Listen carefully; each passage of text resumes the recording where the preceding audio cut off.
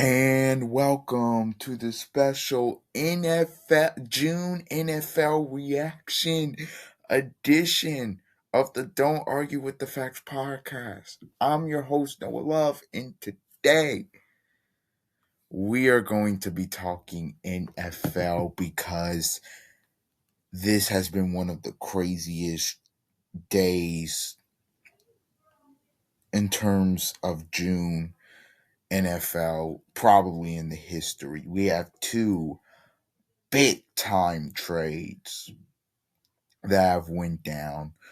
We are going to be talking about them both.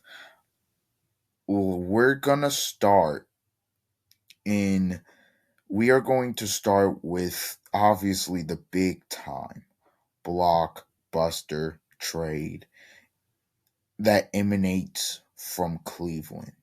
The Cleveland Browns are sending Miles Garrett to the Los Angeles Rams for Jared Verse, a 2027 first round pick, a 2028 second, and a 2029 third. Whoa, bombshell!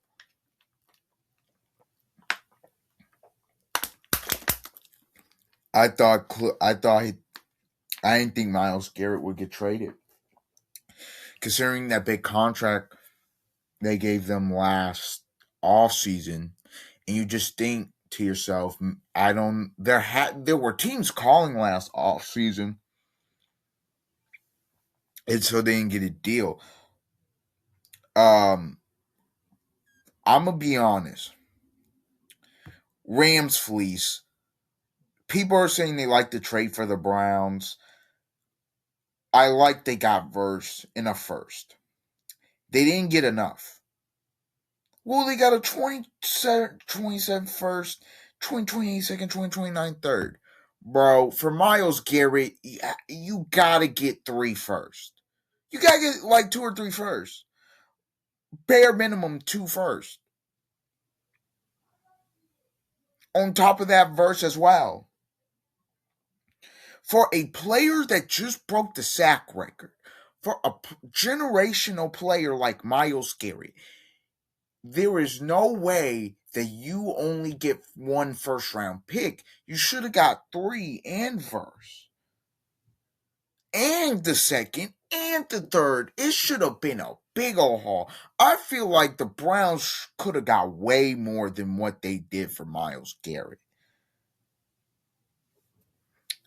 The so that's that. The Browns outlook, they're going to be going younger defensively. Now, that's the plan.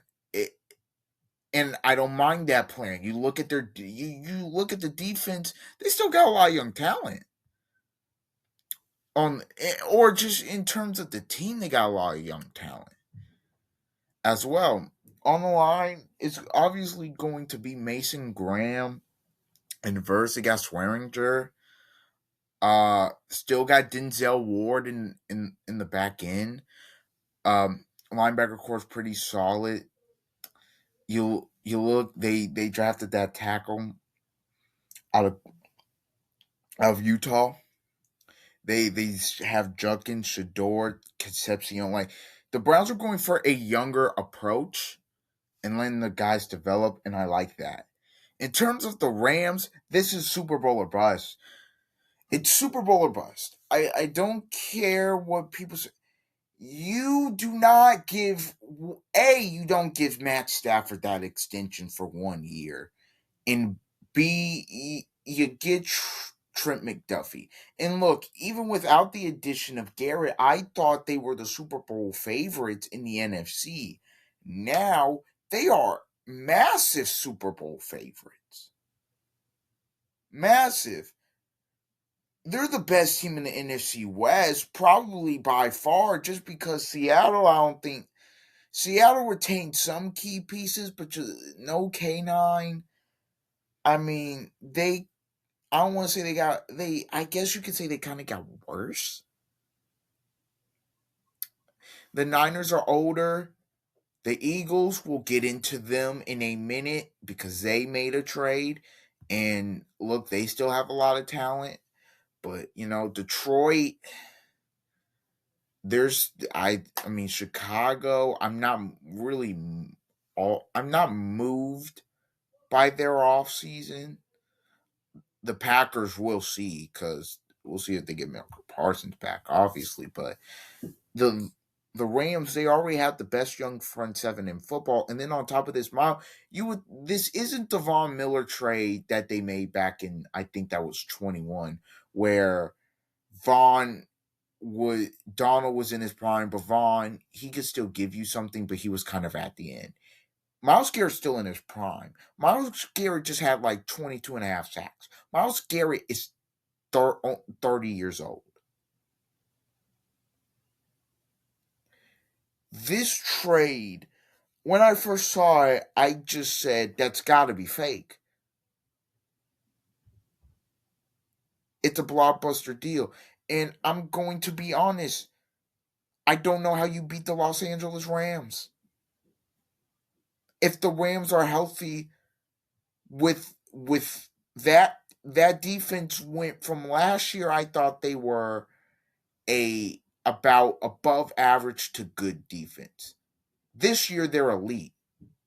And now they still have McVay, who's an elite play caller, and they still have Kyron Williams.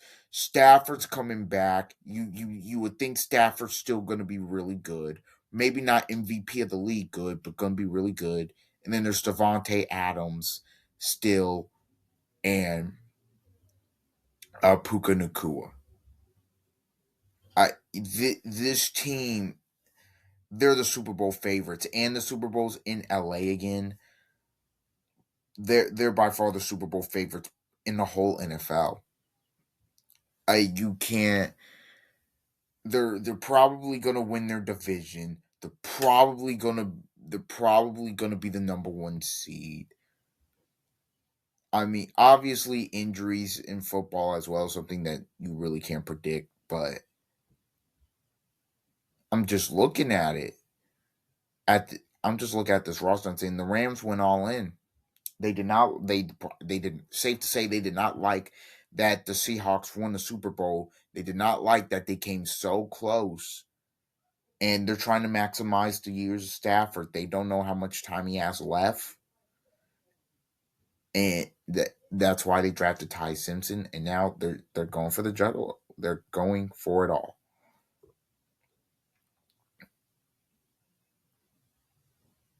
Like the like obviously, if you're an AFC North fan, like if you're the Ravens, the Steelers, and the Bengals, you're happy. Because look, as good as much of a stud I think Jared Verse is, he ain't Miles Garrett. And Miles Garrett's fantastic. This trade, it changes the landscape of the NFL at, as you know it, for at least for right now. I mean, this is a stunning trade. And again, for the Browns, I just don't know how you don't get more. Like one first in verse, like cool. You should have got more. You should have got like three first. Like that's it. That's kind of how I feel. Like that's all you got. That's it. Like man, I don't know, man. Like I kind of in that boat. Like what I really do feel like Cleveland, even though I do like they're going with a younger approach, they should have gotten way more than what they got. And look, versus a Pro Bowler, and they're gonna have multiple. They're already building through the draft, and so next year they're gonna have, I think, multiple draft picks. They're gonna have their own in the Rams pick. So they're going to have. 2 first round picks in the 2027 NFL draft that is going to be a very, very, very deep class. And so, yeah, Andrew Berry, we'll see how the timetable is. Now, this is what I'll say. If the Rams somehow don't win the Super Bowl, this will go down. And depending on how Andrew Berry doesn't draft, this will go down as a disappointing trade for them. So it's like they have to win the Super Bowl. Like you can't just make it. You have to win it. So it's winning a championship or bust. That's what it is. You've got everything you need in place. Like it's set up for you. So you gotta go do it. You gotta go do it. But that was the one of the blockbuster trades. The other one, finally, after months of conjecture and just speculation, AJ, AJ Brown is no longer a Philadelphia Eagle. He's been traded to the New England Patriots. What a shocker. The Eagles are trading Pro Bowl wide receiver A.J. Brown to the Patriots for a 2028 first round pick and a 2027 fifth round pick. That is the better of New England's two fifths. The deal that's been speculated on for weeks now is finally happening. Brown and Patriots head coach Mike Vrabel are reuniting. And on top of that, Drake May gets his number one wide receiver. Okay. That's really what New England was missing on the offense last year. Obviously, Stephon Diggs not being back is a big reason they made this deal. I think with this receiving core, uh, AJ Brown. I mean, this is big for them. This is big for the AFC. To me, what today of the NFL's told me is like the the AFC to me feels wide open. New England, Denver, Buffalo, Houston, Jacksonville, Baltimore, Buffalo. Like those are probably the seven that you feel like maybe could win it. And those are seven players. Now, of course, look, that's just off the top of your head. You really look. We'll do the whole like we did last year, the whole division in predictions thing. But I do believe for the Patriots now, winning the AFC East this year, first back to back year, very good possibility. Now, obviously, Buffalo again don't really like what Buffalo's off season. I I still don't feel like that's a championship roster, and that's what they should be going for. I feel like Patriots look more like a championship roster, and they're younger. But yeah, like I said, the Rams are Super Bowl favorites. The does this make them the AFC favorites? No. Oh, I forgot about the Chiefs. Um, depending on what, depending on Mahomes, right? But yeah, so does this make the Patriots AFC favorites? I don't know about that. I don't know if they're favorites. I'm kind of like I just said. It just kind of feels wide open, in my opinion. In terms of this, and I think you have to look at it this way from a Philly perspective. Going back to the NFC, obviously they drafted Makai Lemon for this reason. The He's gonna have a lot of pressure. That Makai's gonna have a lot of pressure, and Devontae, because Devontae, The Eagles, there's been reports that the Eagles feels like as a number one receiver, he's ready to break out. And now this is his chance. He's the number one guy there in Philly. He's going to be the number one target. He's going to be the one the pass game goes through. And when you look at a lot of the numbers last year, his numbers in games were better than AJ's. His numbers that went up, AJ's has went down. Like they think he's They think he's ready to be that number one receiver, and so we'll see how obviously that plays out. Now, does this help the locker room in Philly? Probably a little bit. If you want to say AJ was a cancer, but he didn't even have to be a cancer. Just this whole thing: will he stay or will he go? Like that whole thing's now gone. Right before training camp, we could just focus on football and what the season entails for the Eagles and how they're going to be a better team from last year, right? AJ obviously had a great run there, 4-year run. They went to 2 Super Bowls. They won one of them. He went there to win it, to get touches and win a Super Bowl. He was able to do both. I know it kind of ended a little bit ugly, but I would say his time there was a success. And so now he goes to New England and he's going to be the number one guy. Obviously, he's going to be getting a lot of the targets on that team. Love Kayshon Boutte and some of the other receivers on that team, but he's by far going to be the number one target in the pass game. And he obviously reunites with Vrabel, who's had a very interesting offseason to say the least. But my whole takeaway from this day is the NFL this season is going to be fun, but the Rams, to me, got to be head and shoulders the best team in the league right now.